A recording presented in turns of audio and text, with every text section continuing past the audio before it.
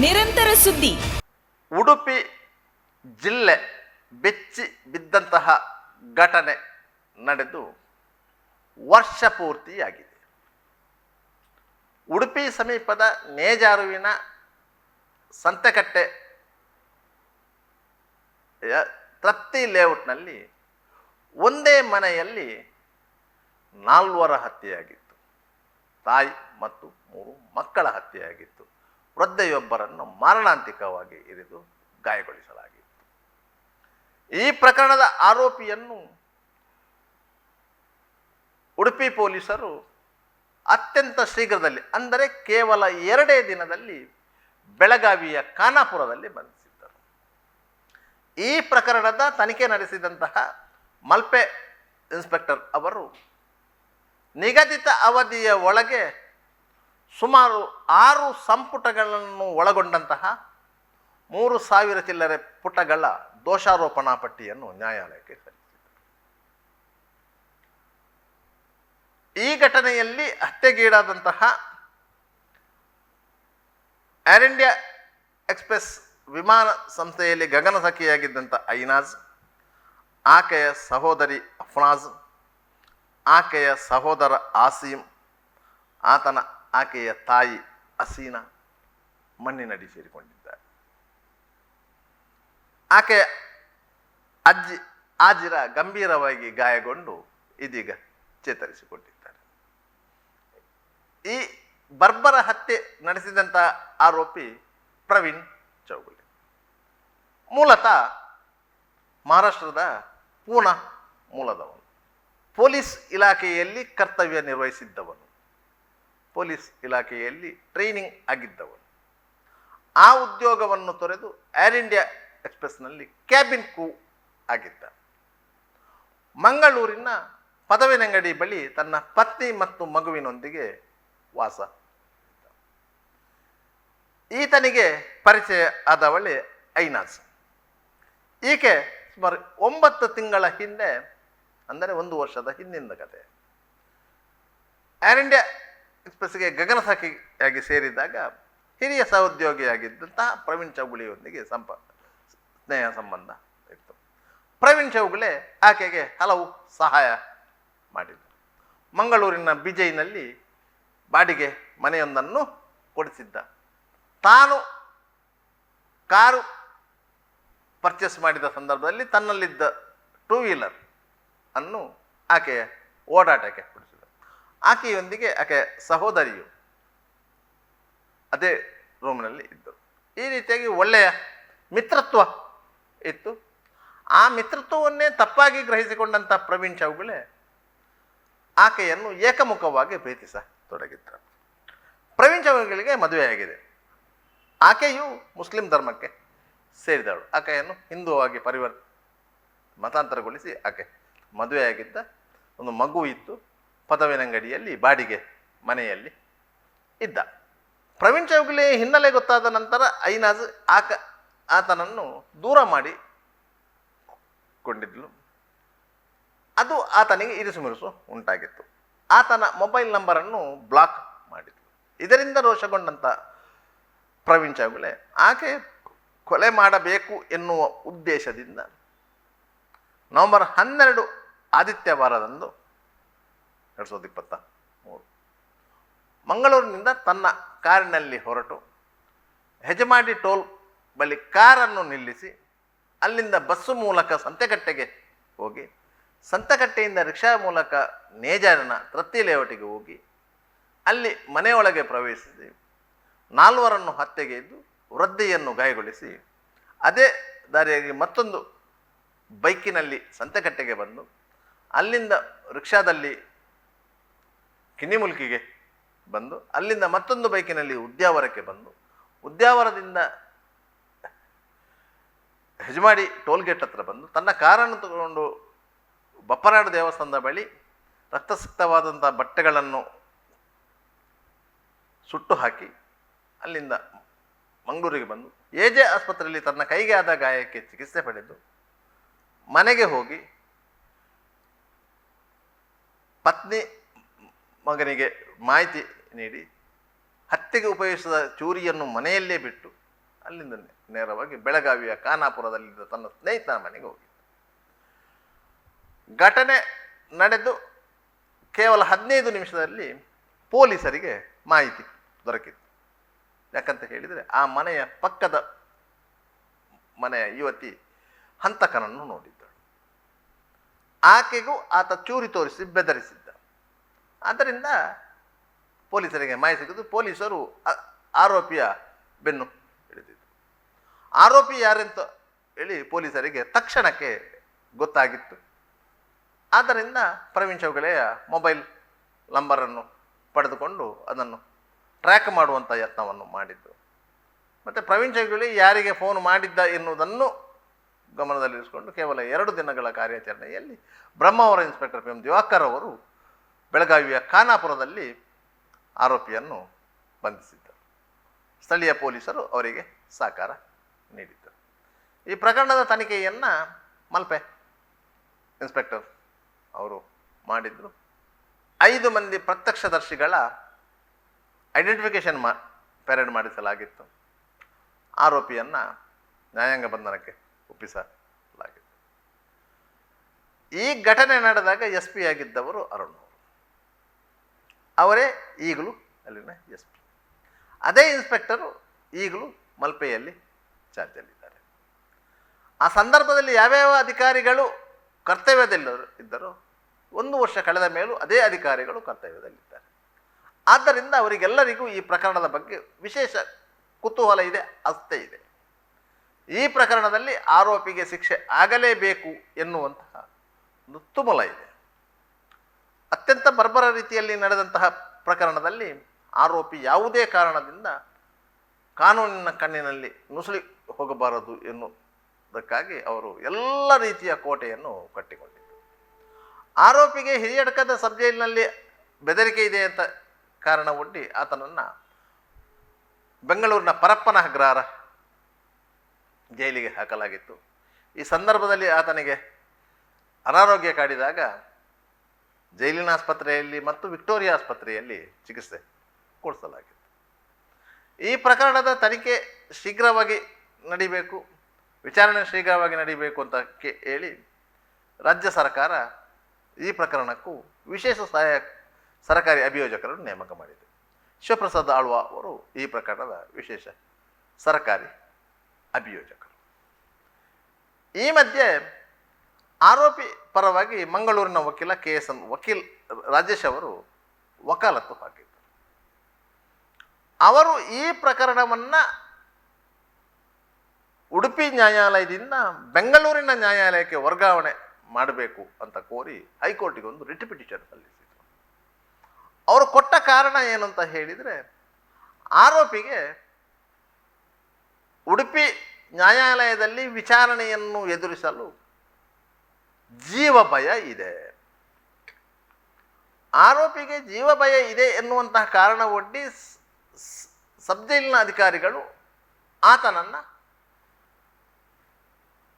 ಕಾರಾಗೃಹ ಇಲಾಖೆಯ ಹಿರಿಯ ಅಧಿಕಾರಿಗಳ ಅನುಮತಿ ಪಡೆದು ಬೆಂಗಳೂರಿನ ಪರಪ್ಪನ ಅಗ್ರಹಾರ ಕೋರ್ಟಿಗೆ ಜೈಲಿಗೆ ಶಿಫ್ಟ್ ಮಾಡಿದ್ದಾರೆ.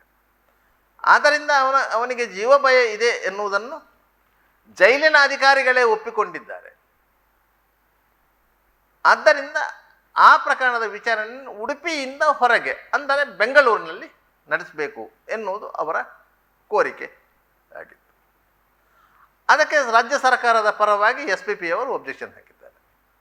ಪ್ರಕರಣ ನಡೆದಿರೋದು ಉಡುಪಿಯಲ್ಲಿ, ಜ್ಯೂರಿಡಿಕ್ಷನ್ ಇರೋದು ಉಡುಪಿ ನ್ಯಾಯಾಲಯಕ್ಕೆ, ಮತ್ತು ಈ ಪ್ರಕರಣದ ಸಾಕ್ಷಿದಾರರು ಎಲ್ಲರೂ ಉಡುಪಿ ಪರಿಸರದವರು. ಆದ್ದರಿಂದ ಅಷ್ಟೋ ಮಂದಿ ಸಾಕ್ಷಿದಾರರನ್ನು ಬೆಂಗಳೂರಿಗೆ ಕರೆಸಿ ಸಾಕ್ಷಿ ಹೇಳಿಸಲಿಕ್ಕೆ ಸಾಧ್ಯ ಆಗುವುದಿಲ್ಲ ಮತ್ತು ಅದು ವೆಚ್ಚದಾಯಕ ಆಗಿರ್ತದೆ. ಇದರಿಂದಾಗಿ ಕೆಲವೊಂದು ಸಾಕ್ಷಿದಾರರು ಬೆಂಗಳೂರಿಗೆ ಬರಲು ಹಿಂದೇಟು ಹಾಕ್ಬೋದು. ಆದ್ದರಿಂದ ಈ ಪ್ರಕರಣವನ್ನು ಉಡುಪಿ ನ್ಯಾಯಾಲಯದಿಂದ ವರ್ಗಾಯಿಸಬಾರದು ಅಂತ ಹೇಳಿ ಅಬ್ಜೆಕ್ಷನ್ ಫೈಲ್ ಮಾಡಿದ್ದರು. ಅದನ್ನು ಹೈಕೋರ್ಟ್ ಒಪ್ಪಿಕೊಂಡಿತ್ತು. ಆದ್ದರಿಂದ ಆ ಪ್ರಕರಣ ಉಡುಪಿ ನ್ಯಾಯಾಲಯದಲ್ಲಿ ವಿಚಾರಣೆಗೆ ನಿಗದಿಯಾಗಿತ್ತು. ಆ ಸಂದರ್ಭದಲ್ಲಿ ಆರೋಪಿಯನ್ನು ಪ್ರತಿ 15 ದಿವಸಕ್ಕೊಮ್ಮೆ CCTV ಮೂಲಕ ನ್ಯಾಯಾಲಯಕ್ಕೆ ಹಾಜರುಪಡಿಸಲಾಗಿದೆ. ಆದರೆ ಆರೋಪಿಯ ಮೇಲೆ ದೋಷಾರೋಪಣೆ ಹೊರಿಸುವಂಥ ಸಂದರ್ಭದಲ್ಲಿ ಆರೋಪಿಯನ್ನು ವೈಯಕ್ತಿಕವಾಗಿಯೇ ನ್ಯಾಯಾಲಯದ ಮುಂದೆ ಹಾಜರುಪಡಿಸಬೇಕು. ಆದ್ದರಿಂದ ವಿಡಿಯೋ ಕಾನ್ಫರೆನ್ಸ್ ಮೂಲಕ ಹಾಜರುಪಡಿಸಲಿಕ್ಕೆ ಸಾಧ್ಯ ಆಗೋದಿಲ್ಲ. ಆದ್ದರಿಂದ ಕೆಲವು ಸಮಯದ ಹಿಂದೆ ಆತನನ್ನು ನೇರವಾಗಿ ಉಡುಪಿ ನ್ಯಾಯಾಲಯಕ್ಕೆ ಹಾಜರುಪಡಿಸಿ ಆತನ ಮೇಲೆ ದೋಷಾರೋಪಣೆಯನ್ನು ಹೊರಿಸಲಾಗಿದೆ. ಆ ಸಂದರ್ಭದಲ್ಲಿ ಆರೋಪಿಯು ತಾನು ತಪ್ಪು ಮಾಡಿಲ್ಲ, ವಿಚಾರಣೆ ನಡೆಸಬೇಕು ಅಂತ ನ್ಯಾಯಾಲಯವನ್ನು ಕೋರಿಕೊಂಡಿದೆ. ಆದ್ದರಿಂದ ನ್ಯಾಯಾಲಯವು ಈ ಪ್ರಕರಣದ ವಿಚಾರಣೆಯನ್ನು ದಿನಾಂಕ ನಿಗದಿಪಡಿಸಿತ್ತು. ಅದು ಘಟನೆ ನಡೆದು 1 ವರ್ಷದ ಬಳಿಕ, ಅಂದರೆ ಸರಿಯಾಗಿ 1 ವರ್ಷದ ಬಳಿಕ. ಆ ಸಂದರ್ಭದಲ್ಲಿ ಆರೋಪಿಯನ್ನು ಬೆಂಗಳೂರಿನಿಂದ ಉಡುಪಿಗೆ ಕರೆತಂದು ನ್ಯಾಯಾಲಯಕ್ಕೆ ಹಾಜರುಪಡಿಸಲಾಯಿತು. ಆ ಸಂದರ್ಭದಲ್ಲಿ ಆರೋಪಿ ಪರ ವಕೀಲರು ಈ ಪ್ರಕರಣದಿಂದ ತಾನು ಹಿಂದೆ ಸರಿಯುವುದಾಗಿ ನ್ಯಾಯಾಲಯಕ್ಕೆ ಒಂದು ಮೆಮೊ ಸಲ್ಲಿಸಿದರು. ಆಗ ಆರೋಪಿಯ ಬಳಿ ನ್ಯಾಯಾಧೀಶರು ಪ್ರಶ್ನೆ ಮಾಡ್ತಾರೆ, ನೀನು ಬೇರೆ ವಕೀಲರನ್ನು ನೇಮಕ ಮಾಡುತ್ತೇನೆ. ಅದಕ್ಕೆ ಅವರು ಹೇಳಿದರು, ನನ್ನ ಪತ್ನಿ ಬೇರೆ ವಕೀಲರನ್ನು ನೇಮಕ ಮಾಡ್ತಾರೆ, ಆದ್ದರಿಂದ ಕಾಲಾವಕಾಶ ಕೊಡಬೇಕು ಅಂತೇಳಿ. ಆದ್ದರಿಂದ ಅದರ 2 ದಿವಸದ ನಂತರ ಪುನಃ ವಿಚಾರಣೆಗೆ ಕೇವಲ 3 ಮಂದಿ ಸಾಕ್ಷಿದಾರರಿಗೆ, ಪ್ರಮುಖ 3 ಮಂದಿ ಸಾಕ್ಷಿದಾರರು, ದೂರುದಾರರು ಮತ್ತು 2 ಪ್ರತ್ಯಕ್ಷದರ್ಶಿಗಳು, ಈ 3 ಮಂದಿಯು ಆ ಪ್ರಕರಣದಲ್ಲಿ ಐಡೆಂಟಿಫಿಕೇಶನ್ ಪೀರಿಯಡಿನಲ್ಲಿ ಆರೋಪಿಯನ್ನು ಸಬ್ ಜೈಲಲ್ಲಿ ಗುರುತಿಸಿದವರು. ಇವರಿಗೆ ಸಮನ್ಸ್ ಜಾರಿಯಾಗಿತ್ತು. ಮೊದಲ ದಿನ ಒಬ್ಬರಿಗೆ, 2ನೇ ದಿನ ಮತ್ತಿಬ್ಬರಿಗೆ ಸಮನ್ಸ್ ಜಾರಿಯಾಗಿತ್ತು. ಆ ಸಾಕ್ಷಿದಾರರು ನ್ಯಾಯಾಲಯದಲ್ಲಿ ಹಾಜರು ಇದ್ದರು. ಇಂಥ ಸಂದರ್ಭದಲ್ಲಿ ಆರೋಪಿ ಪರ ವಕೀಲರು ಹಾಜರಾಗಿರಲಿಲ್ಲ. ಆದರೆ ಅವರ ಪರವಾಗಿ ಹಾಜರಾದಂಥ ವಕೀಲರು ತಮಗೆ ಕಾಲಾವಕಾಶ ಕೋರಿದ್ದಾರೆ. ಆದ್ದರಿಂದಾಗಿ ಈ ಪ್ರಕರಣದ ವಿಚಾರಣೆಯನ್ನು ಡಿಸೆಂಬರ್ 11 ಮತ್ತು 12ನೇ ತಾರೀಕಿಗೆ ನ್ಯಾಯಾಲಯ ಮುಂದೂಡಿದೆ. ಆ ದಿವಸ 3 ಮಂದಿ ಸಾಕ್ಷಿದಾರರ ವಿಚಾರಣೆ ನಡೀತದೆ. ಅದಾದ ನಂತರ ಎಷ್ಟು ಮಂದಿ ಸಾಕ್ಷಿದಾರರನ್ನು ವಿಚಾರಣೆಗೆ ಹೊರಪಡಿಸಬೇಕು ಎನ್ನುವುದನ್ನು ನ್ಯಾಯಾಲಯ ತೀರ್ಮಾನ ಮಾಡುತ್ತದೆ ಮತ್ತು ಬಾಕಿಯವರಿಗೆ ಸಮನ್ಸ್ ಇಶ್ಯೂ ಆಗುತ್ತೆ. ಆದ್ದರಿಂದ ಈ ಪ್ರಕರಣದ ವಿಚಾರಣೆ ಉಡುಪಿ ಜಿಲ್ಲೆಯ ಸೆಷನ್ಸ್ ನ್ಯಾಯಾಲಯದಲ್ಲೇ ನಡೆಯುವುದಂತೂ ನಿಶ್ಚಯವಾಗಿದೆ. ಹಾಗಾದರೆ ಈ ರೀತಿಯ ವಿಳಂಬ ಯಾಕೆ ಎನ್ನುವುದು ಪ್ರಶ್ನೆ ಮೂಡ್ತದೆ. ಇಡೀ ಪ್ರಕರಣದ ತನಿಖೆಯನ್ನು ನಡೆಸಿದ್ದು ಮಲ್ಪೆ ಇನ್ಸ್ಪೆಕ್ಟರ್. ಸುಮಾರು 6 ಸಂಪುಟಗಳಲ್ಲಿ ದೋಷಾರೋಪಣಾ ಪಟ್ಟಿಯ ದಾಖಲೆಗಳಿವೆ. ಎಲ್ಲ ರೀತಿಯ ವೈಜ್ಞಾನಿಕ ತನಿಖೆಯನ್ನು ಮಾಡಿದ್ದಾರೆ. ಸುಮಾರು 3000ದಷ್ಟು ಪುಟಗಳು ಇವೆ. ಅದರಲ್ಲಿ ಮುಖ್ಯವಾಗಿ ಇರುವಂಥದ್ದು ಮೆಡಿಕಲ್ ಎವಿಡೆನ್ಸ್, ವೈದ್ಯಕೀಯ ಸಾಕ್ಷ್ಯ ಅಂತ ಹೇಳ್ತೇವೆ.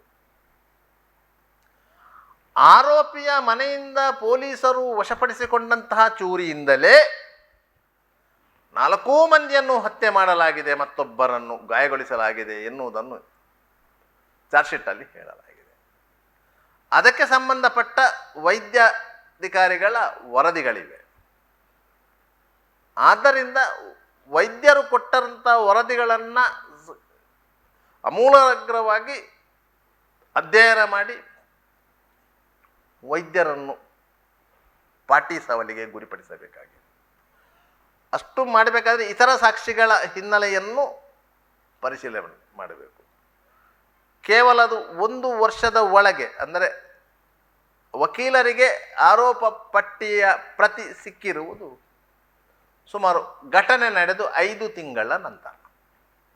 3 ತಿಂಗಳಲ್ಲಿ ಆರೋಪ ಪಟ್ಟಿಯನ್ನು ಸಲ್ಲಿಸಲಾಗಿದೆ. ತದನಂತರದ ಡೇಟ್ಗಳಲ್ಲಿ ಆರೋಪ ಪಟ್ಟಿಯ ಪ್ರತಿಯನ್ನು, ಆರೋಪಿ ಪ್ರತಿಯನ್ನು ಕೊಡ್ತಾರೆ.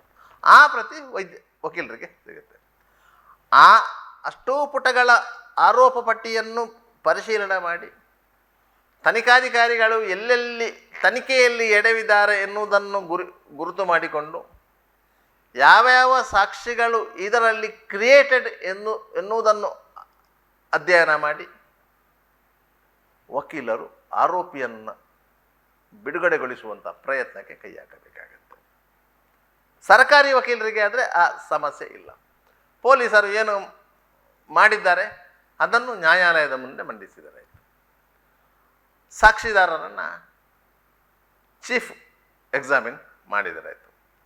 ಸಾಕ್ಷಿದಾರರು ಆ ಘಟನೆಯ ಸಂದರ್ಭದಲ್ಲಿ ಏನೆಲ್ಲ ನಡೆಯಿತು ಎನ್ನುವುದನ್ನು ತಮ್ಮ ಮನಸ್ಸಲ್ಲಿ ಇಟ್ಟುಕೊಂಡಿರ್ತಾರೆ.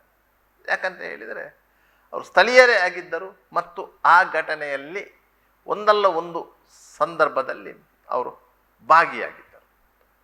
ಒಂದು ಘಟನೆಯನ್ನು ನೋಡಿದವರಾಗಿರ್ಬೋದು, ಮತ್ತು ಮೃತದೇಹಗಳನ್ನು ಆಸ್ಪತ್ರೆಗೆ ಸಾಗಿಸಿದವರಾಗಿರ್ಬೋದು, ಅಲ್ಲಿ ಪೋಸ್ಟ್ಮಾರ್ಟಮ್ ಮಾಡಿದ ಸಂದರ್ಭದಲ್ಲಿ ಮಾಡಿದಂಥ ಪಂಚನಾಮೆಗೆ ಸಹಿ ಮಾಡಿದವರಾಗಿರ್ಬೋದು, ಆರೋಪಿಯನ್ನು ಬಂಧಿಸಿದಂಥ ವೇಳೆಯಲ್ಲಿ ಜೊತೆಗಿದ್ದವರಾಗಿರ್ಬೋದು, ಆರೋಪಿಯು ತನ್ನ ಬಟ್ಟೆಗಳನ್ನು ಎಲ್ಲಿ ಸುಟ್ಟು ಹಾಕಿದ್ದಾನೆ ಎನ್ನುವುದನ್ನು ತೋರಿಸಿದ್ದನ್ನು ನೋಡಿದವರಾಗಿರ್ಬೋದು, ಆ ಸಂದರ್ಭದಲ್ಲಿ ಮಾಡಿದಂಥ ಪಂಚನಾಮೆಗೆ ಸಹಿ ಹಾಕಿದವರಾಗಿರ್ಬೋದು. ಈ ರೀತಿಯಾಗಿ ಎಲ್ಲ ಸಂದರ್ಭದಲ್ಲಿಯೂ ಅವರು ಸಾಕ್ಷಿದಾರರಾಗಿ ಇದ್ದವರು ಮತ್ತು ಆರೋಪಿಯನ್ನು ಅತ್ಯಂತ ನಿಕಟವಾಗಿ ನೋಡಿದವರು. ಆತನನ್ನು ಸಂತೆಕಟ್ಟೆಯಿಂದ ತರ್ತಿಲೇಟವರ ಮನೆಯವರೆಗೆ ಕರ್ಕೊಂಡು ಹೋದ ರಿಕ್ಷಾ ಡ್ರೈವರ್ ಆಗಿರ್ಬೋದು, ಅಲ್ಲಿಂದ ಸಂತೆಕಟ್ಟೆಗೆ ಕರ್ಕೊಂಡು ಬಂದ ಬೈಕ್ ರೈಡರ್ ಆಗಿರ್ಬೋದು, ಸಂತೆಕಟ್ಟೆಯಿಂದ ಕಿನ್ನಿಮುಲ್ಕಿಯವರೆಗೂ ಕರ್ಕೊಂಡು ಹೋದಂಥ ರಿಕ್ಷಾ ಚಾಲಕನಾಗಿರ್ಬೋದು, ಅಲ್ಲಿಂದ ಉದ್ಯಾವರ ತನಕ ಕರ್ಕೊಂಡು ಹೋದ ಬೈಕ್ ರೈಡರ್ ಆಗಿರ್ಬೋದು, ಉದ್ಯಾವರದಿಂದ ಹೆಜಮಾಡಿ ಟೋಲ್ನವರೆಗೆ ಆತ ಬಂದ ಬಸ್ಸಿನಲ್ಲಿ ಇದ್ದಂತಹ ಕಂಡಕ್ಟರ್ ಆಗಿರ್ಬೋದು, ಆತನ ಜೊತೆ ಪ್ರಯಾಣಿಸಿದವರಾಗಿರ್ಬೋದು, ಇವರೆಲ್ಲರಿಗೂ ಈ ಘಟನೆಯ ಬಗ್ಗೆ ಸ್ಪಷ್ಟವಾದ ಅರಿವಿದೆ. ಕೇವಲ 1 ವರ್ಷದ ಹಿಂದೆ ನಡೆದಂಥ ಘಟನೆ. ಆದ್ದರಿಂದ ಅವರೆಲ್ಲರೂ ನ್ಯಾಯಾಲಯದಲ್ಲಿ ಸಮರ್ಪಕ ರೀತಿಯಲ್ಲಿ ಸಾಕ್ಷ್ಯ ನುಡಿಯುವ ಸಾಧ್ಯತೆಗಳಿವೆ. ಅಂತಹ ಸಾಕ್ಷ್ಯಗಳನ್ನು ಪಾಟಿಸವಲ್ಲ ಮೂಲಕ ಕೆಡವಬೇಕಾದರೆ ಆರೋಪಿ ಪರ ವಕೀಲರು ಅಷ್ಟೇ ಗ್ರೌಂಡ್ ವರ್ಕ್ ಮಾಡಬೇಕು.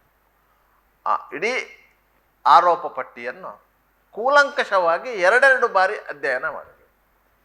ಎಲ್ಲೆಲ್ಲಿ ತನಿಖಾಧಿಕಾರಿಗಳು ಇಂಡಿಯನ್ ಎವಿಡೆನ್ಸ್ ಆ್ಯಕ್ಟ್ ಮತ್ತು CRPCಯನ್ನು ಬಿಟ್ಟು ತನಿಖೆ ಮಾಡಿದ್ದಾರೆ ಎನ್ನುವುದನ್ನು ನೋಟು ಮಾಡಿಕೊಳ್ಳಬೇಕು.